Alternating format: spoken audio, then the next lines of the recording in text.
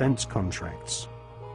Some researchers claim that all members agree to tithe their wealth over to the society, thus ensuring that their offspring will become future initiates of the Brotherhood of Death. The Skull and Bones Brotherhood of Death recruits members from America's billionaire aristocracy. Multiple generations of the Bush family have taken part in 6 satanically inspired rituals, along with members of wealthy families who are behind some of America's most famous brand names. Based on the rituals of the German Bavarian Illuminati, the Skull and Bones have approximately 900 members worldwide. George W. Bush has initiated 5 fellow Bonesmen to join his administration, including William Donaldson, who is head of the American Securities and Exchange Commission. Upon initiation into the Skull and Bones, candidates are told that they must forever deny their membership. The psychological mind programming and brainwashing which goes on inside the tomb can only be guessed at, as no Bonesman has ever broken the fraternity's rule of silence. Fellow students at Yale have often said that on the night of ceremonies, blood-curdling yells and shrieks can be heard from inside the tomb. Some say the initiates are forced to wrestle in mud and are even beaten. This technique has been used by the CIA and EST brainwashing organizations who seek to wear down the subject mentally and physically using a program of punishment and verbal abuse. Once the will of the candidate has been broken, and they have divulged all their sexual secrets to the elder Bonesmen, they stand naked and are reborn in a mockery of a Christian baptism, with elder Bonesmen dressed as the Pope and the devil conducting the ritual. Ron Rosenbaum is a journalist who writes for the New York Observer. He secretly filmed an initiation ceremony from the top of a building near the Skull and Bones headquarters. Members of the order dress up as the devil, the Pope, and a kind of Don Quixote character.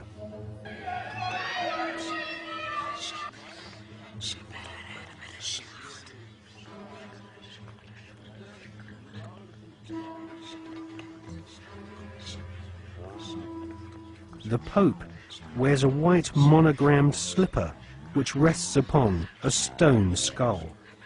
Each initiate is led into a chamber where fellow members shout obscenities and abuse the new initiate.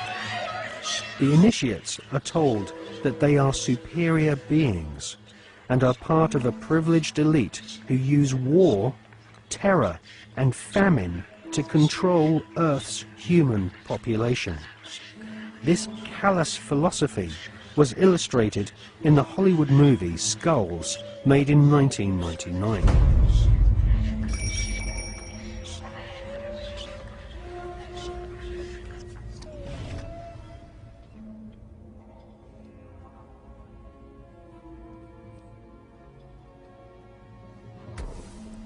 Over the years, there have been several break-ins at the tomb, which is the headquarters of the Skull and Bones at Yale University.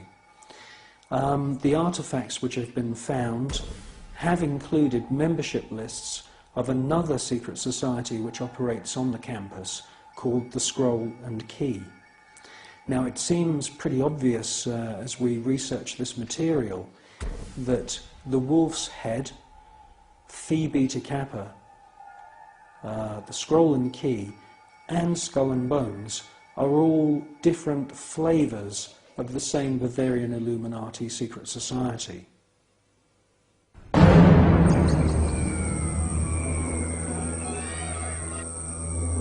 One by one, each new member is thrust to his knees and bows before the devil.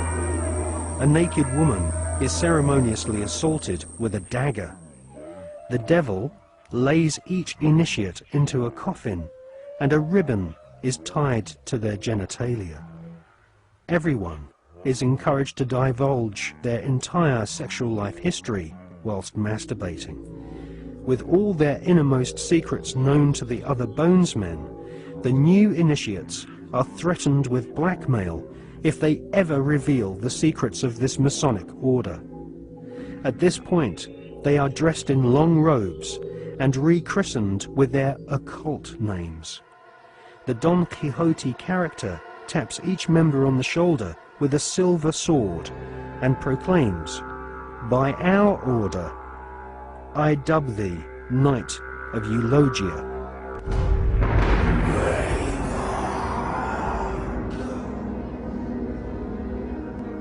We can exclusively reveal that George Bush Sr.'s occult name is Magog, which is the name of the evil army commanded by Satan to visit Earth and destroy the kingdom of Christ.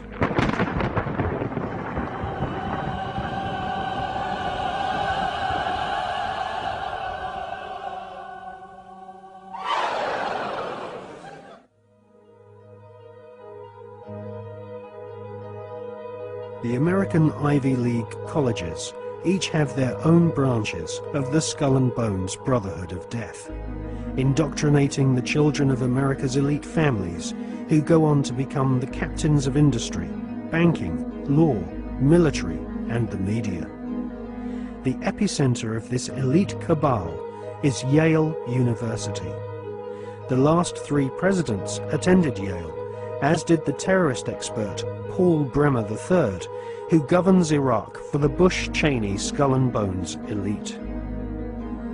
Members of the Anglo-American Illuminati network also share the same philosophy. They believe in a single, all-powerful superstate, which is governed by a single world leader. If the Illuminati were successful, and their dream would come true, it would be a virtual hell on earth. That is what the New World Order is all about. It's a living hell. It's Orwell's worst dream and nightmare.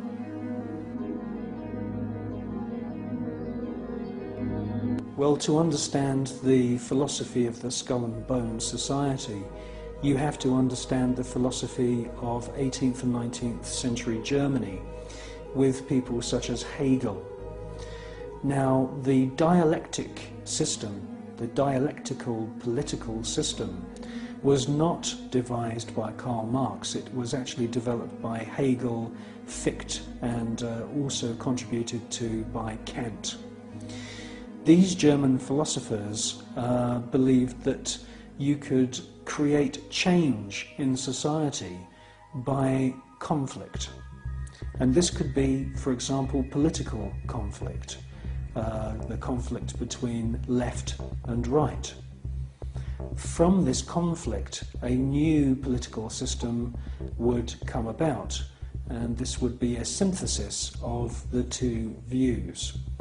Now, that sounds pretty innocent, but in actual fact, the dialectical system is used in military combat as well. And Hegel's plan, which is being actually carried out right now, is to create conflict, to create wars. And through the creation of wars, several things happen. First of all, the companies which manufacture the missiles, the guns, the bullets, the uniforms, and all of the paraphernalia to do with warfare, all make huge profits. Secondly, there is a culling of the male population. Since the 1950s, we've had several reports from think tanks that feed information into the European Union, the British government, and also the American government, which are recommending depopulation. And there is several plans which we believe have been put in motion right now. And obviously war is one way of depopulating the planet.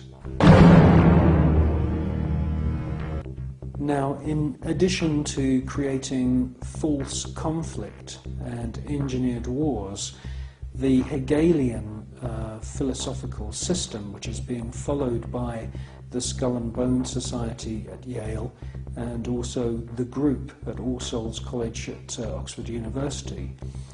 The Hegelian system also requires complete and utter obedience from everyone in society.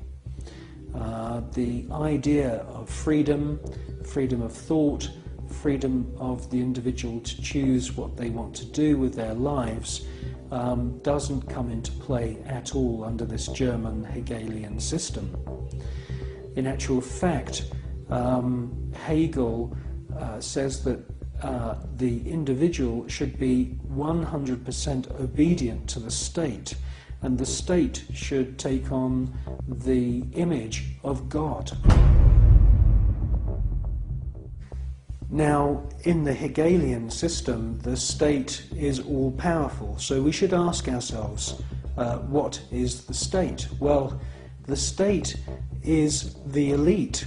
The state is the royal, aristocratic hierarchy who are able to maneuver and live their lives in any way that they choose because they are super wealthy. Now, let's just talk about super wealth and super wealthy people. I